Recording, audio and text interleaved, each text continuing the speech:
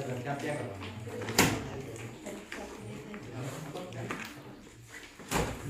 ચેપારી લો માતાજી વાળા સાહેબ કામ ન કરા આશીર્વાદ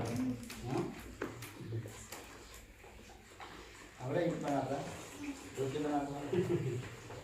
બધું આવડે લોકો તો સીવણ ગુંથણ એવું બધું શીખવાડે હા અને સાથે કોણ જ્ઞાન આનંદ રાખીને તૃપ્તિબેન નથી તૃપ્તિબેન રજા પડશે